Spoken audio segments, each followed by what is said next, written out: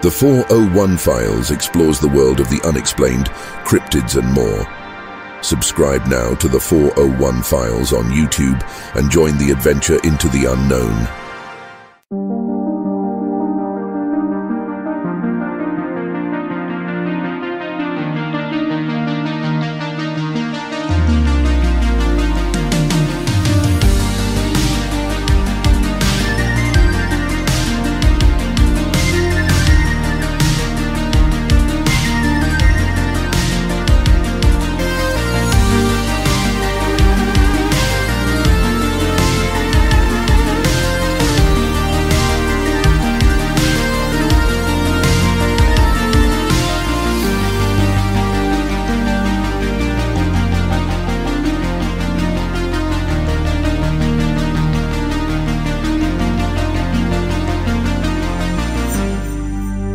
Hi everyone, and welcome to Paratalk.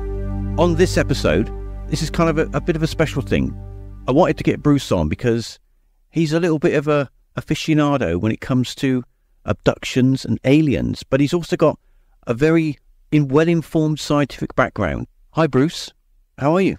I'm very well. It's great to finally meet you, and thank you for having me on your podcast, and for also turning the dial for the paranormal spectrum to UFOs and alien encounters for this evening. Appreciate the chance. I love a good UFO story. I kind of decided that I needed to get you on an episode because I heard you on another podcast. It really intrigued me what you were talking about because, I mean, not only are you an author and you've written books and it's kind of from a scientific background as well, but you're also an experiencer. And I just wondered, where did all that start? Well, I really was interested in the subject of UFOs for a brief period during my early childhood. Then when I became, as I advanced into the early teen years, that was replaced by fascination with the manned mission to the moon. Here in the States, we're planning on sending astronauts to land on the moon. As I entered college and even beyond the college years, I maintained some interest in the UFO phenomenon, but read a book here and there on the subject. But then what happened in the 80s, just as I was, I received my PhD in neuropharmacology. It started a postdoctoral research position at the top cancer research center in the States, Memorial Sloan Kettering Cancer Center in New York City. And in the middle of all that, all these great books were coming out by the pioneering UFO alien abduction investigators, principally Bud Hopkins, Dr. John Mack, the Harvard psychiatrist, David Jacobs. And I'd read all of these books and was just startled.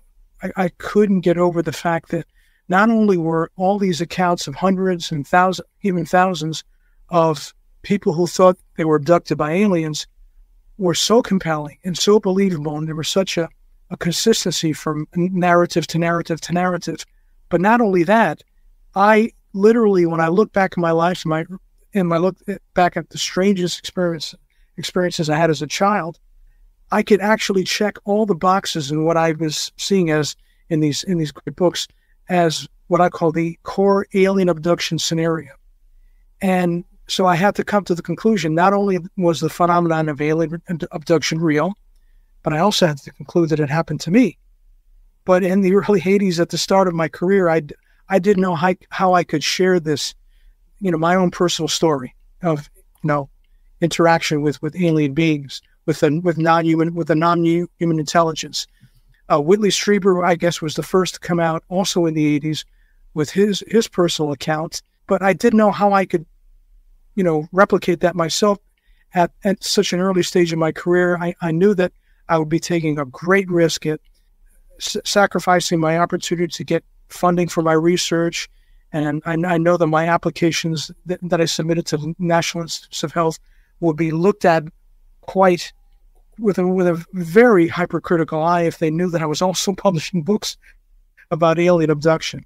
So fast forward a few decades, and I'm at the end of my career, and now we're in the midst of what I was hoping would be an impending disclosure by our U.S. government and military about all the things they know, which we all presume are much more than you and I and all the people that are following this phenomenon, among the private citizens, know. And I thought this was an appropriate time to be the first mainstream scientist to publish a first-person account of interactions with alien beings and experiences with UFO close encounters. As a child, when did you start to think that something weird was going on? Well, it happened at the age that is most commonly reported to be the age that abductees have their first experience, their first encounter. I was 6 years old. And it was the classic abduction scenario. Lying in bed, it's late June or late July, 1961. Incidentally, 2 months before the first reported alien abduction ever came out in print, the Betty and Barney Hill abduction. And that was in September up in New Hampshire in 1961. But I was just drifting off to sleep, and then something like a flash of light caught my eye. And out of the corner of my eye, I thought I saw a glint of reflecting, something reflecting off, sunlight reflecting off an object outside my bedroom window. Looked out the window and saw the strangest looking airplane I'd ever seen before. It looked like more round than tubular. I thought I saw wings, but again, it was fascinating. It was silent. It was moving just over the rooftops of the apartment buildings in our neighborhood, maybe 5 or 6 blocks away from where I was. And ordinarily, I would be so fascinated to watch this strange object in the sky, but did something very uncharacteristic. I, almost as if under command, I turned my head away from it and immediately went to sleep. When I woke up, I was no longer in my bedroom. I was lying on a table, looked like an examination table in a hospital. This is what I surmised, and I was in some type of hospital. The table was very long, very wide, too large to be, a table I would have imagined that would have been necessary for a small child. And then at that point, I'm drawn to some commotion in front of me, and this is the first time I see dozens of alien beings that I've seen numerous times throughout my life that conform anatomically to the stereotype of the diminutive gray alien, 3.5 to 4 foot tall, disproportionately large hairless head. In summary, was my first experience with what I believe was an alien abduction. Were there any other side effects or symptoms of the event? So did you have any paralysis, sleep paralysis? Did you have any uncontrolled kind of sleepwalking or anything like that? Not at that time. Absolutely not. I remember just turning my head to look at the strange flying object out, through my bedroom window, turn my head back, normally went to sleep. There was no sleep paralysis at that time. And I do talk a lot in the book about how that is a red herring very often with respect to offering an explanation for the abduction experience, because many people have, they might have experiences with sleep paralysis, which is very common, but they also have experiences when they're seeing a UFO in a close encounter situation, and then have a period of missing time, and then they can recall perhaps through regressive hypnosis they were taken on board a UFO at a time that maybe during the daytime when they're not asleep. They may be driving in a car with other family members, and then an abduction event happens where, that's preceded by the approach of a strange unidentified flying object. So I as I talk in detail about the book, I really can eliminate that as a potential cause in any of my experiences, principally because I have no medical or psychological cause for recurrent sleep paralysis, no post-traumatic stress disorder, no other medical or psychological disorders that would interrupt my sleep, which would be the necessary final common pathway to cause sleep paralysis. But I'll let you ask your follow-up question. But this first experience that you had and you woke up and you felt like you were in some kind of hospital or some sort of facility like that, was it cold? Was it hot? Did you smell anything? what was any of those senses working? I couldn't smell anything. The only thing that was memorable was the fact that the table felt very hard, but I couldn't tell what type of material it was. It felt hard to the touch, even though I still had my clothes, my pajamas on at the time. So the only sense that seemed to be something I can recall quite vividly was the sense of the table and the physical sense of when I did see the alien beings and actually called out to them, which was probably a mistake because I called attention to myself and then felt what I thought was a very large hand that was as large as my chest and abdomen, or even larger than that, gently pushing me back on the table. That's what I thought I felt. So, but other than that, I don't recall any strange, unusual smells or sounds. I did recall some type of a communication, but it was not audible. I seemed to question whether or not there were girls and boys represented in the group of alien beings I saw in front of me, and it was made to understand that yes, in fact, both sexes were represented, as if some intelligence was eavesdropping on my internal dialogue and was answering the question for me. But those are the only sensations I experienced during that particular episode. Were you able to kind of fully move and look around? Oh, yes. When I sensed this commotion in front of me, I automatically sat up very quickly, and I can recall very distinctly, after just a couple seconds, being indignant at the realization of what I was doing here, into this place which I thought was a hospital, and for what purpose. And I pointed with my right hand, my index finger directly at the aliens and shouted at them, "Hey, you're not my doctors." And that was when I called attention to myself, and the result of which I was pushed back on the table and immediately rendered unconscious. Did you see any other people there? Human beings? Yeah. No, absolutely not. The only thing I can speak to regarding that question is that I had the sense that I was in a room that was one of many rooms in a much larger building, because I felt that the alien beings which were walking in both directions very briskly were moving back and forth on a hallway in a very large room, very large building. The sense I had is that they were moving from room to room, but I did not see any other rooms. I didn't have any evidence of hearing or seeing any other human beings other than myself.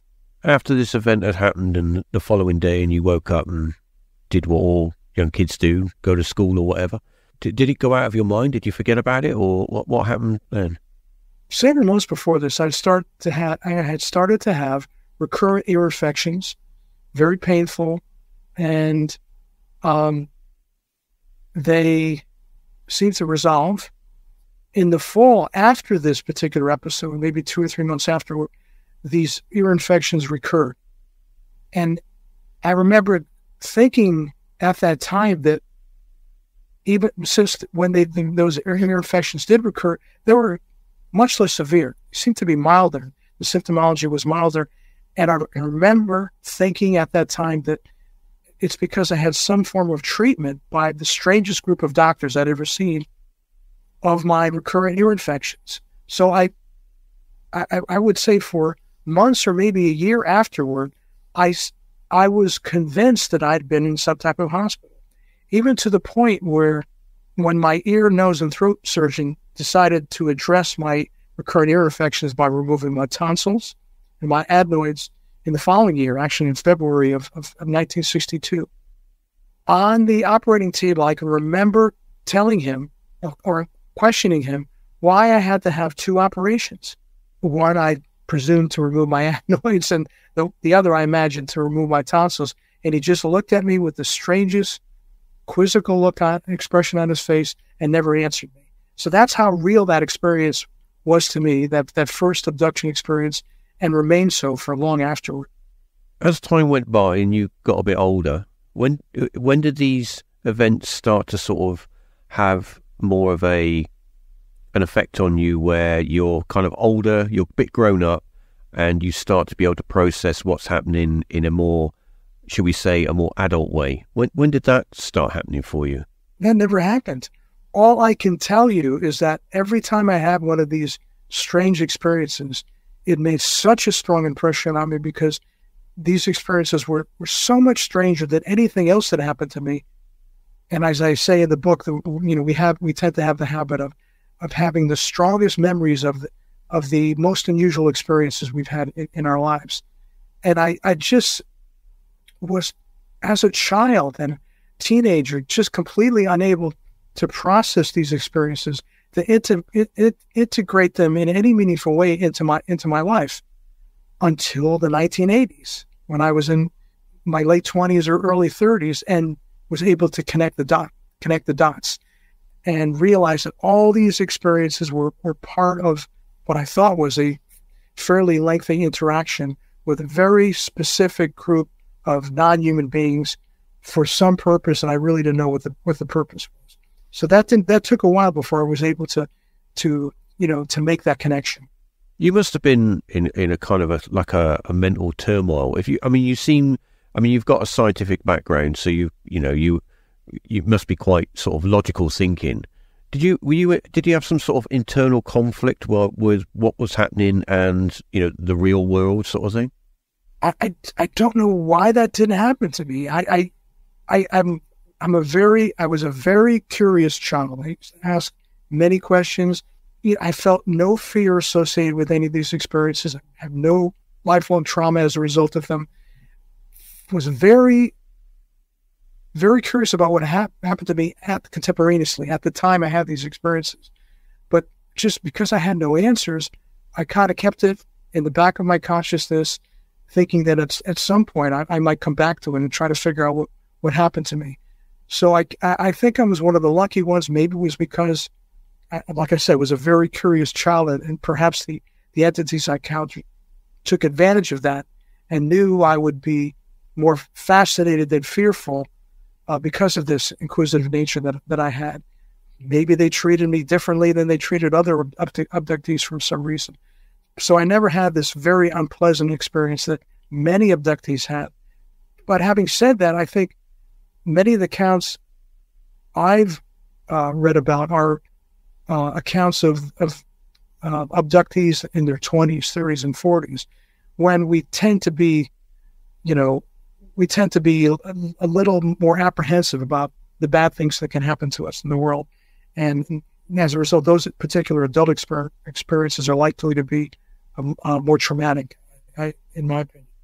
I'm just wondering, in the 1980s, kind of the whole UFO thing was, like you said, it was very kind of, if you had an experience, you didn't really tell anybody because people were more like, you're a bit mental or whatever. Like now, it's a little bit more open. You can talk about it a bit more freely. But when somebody like Whitley Strieber came out with his book, Communion, and then obviously the film came out, and you saw that, what kind of effect did that have on you? I've mentioned, I've actually cited a lot of his works, and have to acknowledge, and the reason being is first and foremost that I found his account to be of the alien abduction to be the most compelling, even considering the accounts of Betty and Barney Hill and Travis Walton. Whitley's account, seemed to be so compelling because he was someone who reacted so viscerally to what was happening to him. And it seemed to be, his experiences for that reason seemed to be so vivid and so real. I have to say that the only other account that had similar impact was reading the accounts of Betty and Barney Hill when I was maybe 13, 14 years old in the late 60s. For some reason, that narrative that I saw in Look magazine, the famous Look magazine in America that in the 60s and 70s that no longer exists, I believed every word of it. I didn't know why, but I was convinced that Betty and Barney Hill were telling the truth. And I felt the same about Whitley Strieber. I didn't know what had happened to him, but again, his particular story was convincing. But when I looked at the gestalt of it, and I looked at in the 80s, all of the abduction accounts, from studies of hundreds or thousands of people that came forward, 90 to 100% of them agreeing to submit to regressive hypnosis to recover them. The largest, fraction of these experiences, much of which would be buried in their unconscious. I looked at the totality of all these accounts. I think that was what made the greatest impression in convincing me not only that the same thing had happened to all these individuals that had come forward, and I was part of that group. I had to, in the same breath, consider myself to be definitely a member of that particular club. So when did you kind of sit down and decide that, you need to sort of put all this on paper and write your book? When did that happen? It's something I really have to acknowledge. I had seen a particular, very well-respected UFO abduction investigator.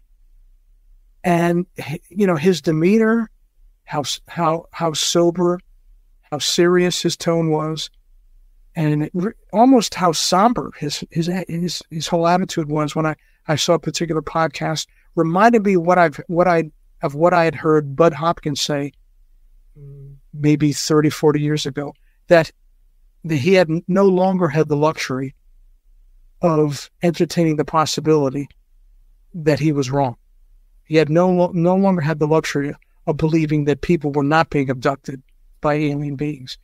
And that's the impression I got from watching this particular podcast, and it really hit home.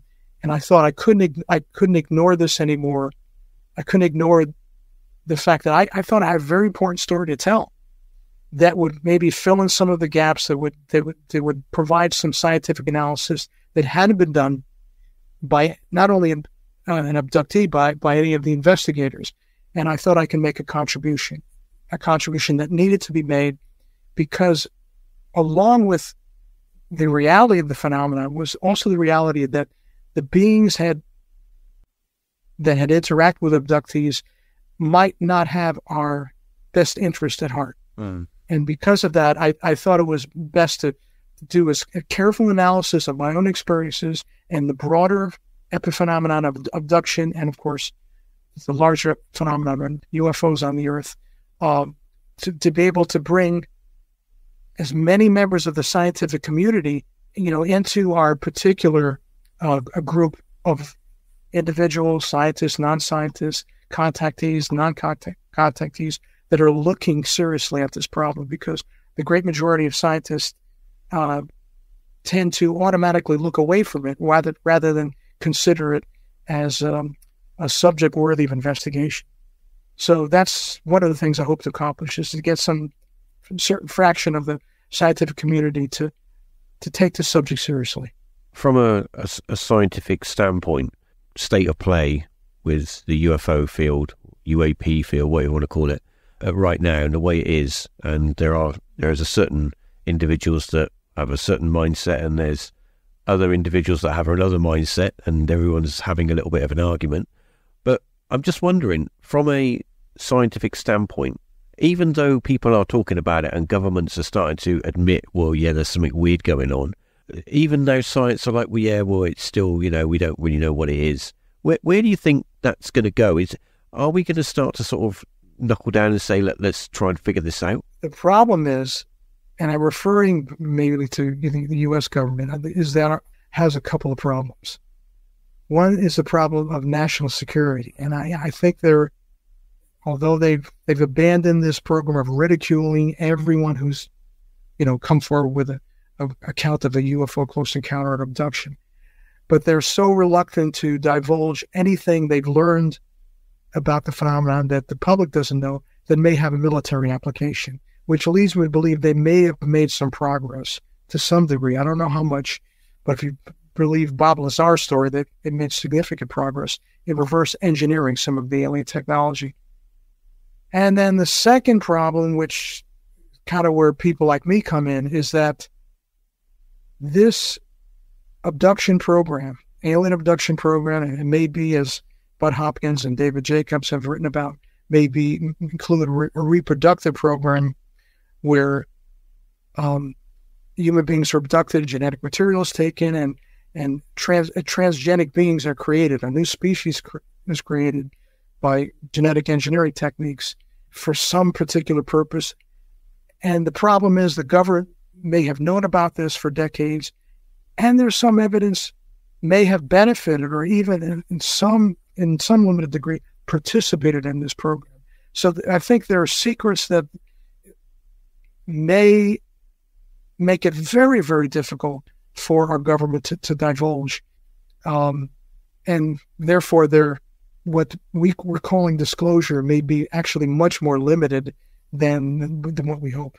I had a conversation a long time ago with someone who had an interest in the cattle mutilations. The problem was, he said, the likelihood is he was talking from a point where he knew people who were informed. And he was saying that there's a likelihood that the reason that cattle get mutilated and certain things get taken is because want to monitor what we're actually ingesting and what we're eating. It's a way that they can control and tamper with the food chain, basically, and what people are eating and what people are drinking, the milk and whatever, which I thought at the time was a bit out there. But when you kind of come to think of it, it falls under that net of that kind of shadowy control. Yes. And there are a lot of investigators, principally Linda Moulton Howe in America, have tried to make the connection between the cattle mutilations and abductions of human beings. It's one that's a little bit more difficult for me to make because of the fact that so much of my research has involved materials obtained from cattle. The serum is used to grow mammalian cells in culture so we can study them in vitro. So I've always considered the distinct possibility that the cattle mutilations were related to some human covert experimental program that probably involved the military. In an oblique way, I'm expressing some sympathy toward the viewpoint expressed by your colleague there, but I can't help think that the manner in which the organs and tissues are removed from some of these animals does suggest there's a technology that maybe human beings didn't possess back in the 70s and 80s. So I don't know if it's possible to explain all of the cattle mutilations as being attributable in the U.S. to some, black ops project by one of our military agencies. Do you think that there is a connection with people being abducted and you, like you just said, you woke up and you felt that you were in a hospital? Could you be apparently in some underground base somewhere? I've been asked this before. Have I ever seen during an abduction episode any human beings or that were abductees like myself or were there in some official capacity, medical doctors or military officials? I never have. So, I don't know, how to comment on that, although I think it's possible that if part of the arrangement was our government would agree to not interfere with this alien program to abduct human beings and study them for whatever purpose. If part of that agreement involved exchange of technology, some of that technology may be biotechnology that perhaps the government agreed to let the aliens do what they do as long as they were able to access some of the technology that the aliens used to study human beings, whether it was genetic engineering technology that was much more highly advanced than human science at that particular time when the agreement was formed, or other types of technology. That may be the explanation why a number of abductees have seen human beings apparently in some official capacity participating in these, whatever was going on during these abduction scenarios. So I'm certainly open to that possibility, even though I have no direct evidence myself. There's people all around the world have experienced what we call the classic abduction phenomenon, and it's always the same, whether they're abducted at night or they wake up somewhere or they have sleep paralysis and they have things in their room. Something's going on. And I was going to say to you, did you ever have experiences where, because this has happened to other people, where they didn't actually physically felt like they were leaving the room in the sense that they were going to leave the room in their body. They felt that they were leaving the room in some other unconscious way. I've read many accounts like that, Reeves. The only personal experience that I've had that's anything like that, I couldn't really connect to an event where I actually saw alien beings. But I have had out-of-body experiences. I felt physically palpable, not only leaving my body, but when my consciousness or whatever very violently and rapidly was rejoin my physical body. And I can't really definitively say that happened during an alien abduction, but I have had those experiences that others have described. I knew your memory is going to be a little bit fragmented, but did you ever experience any vivid colors or anything like that when you had those experiences? No, nothing that would be similar to a psychedelic experience. Yeah, that kind of. In other words, perceptual distortion. Yeah. Which indicate there was some effect on the nervous system or whatever the aliens were doing. The only thing I recall is during an abduction event that was probably 2 to 3 years after a UFO close encounter, multiple witness close encounter. I just got up out of my bed, out of a sound sleep, and I talk about in the book, I don't know how that can happen neurophysiologically, but I sat up. This again was in the summertime. I was somehow enticed to get out of my bed, cross the street, walk out of the house, cross the street, and walk into our neighbor's yard. I had an encounter.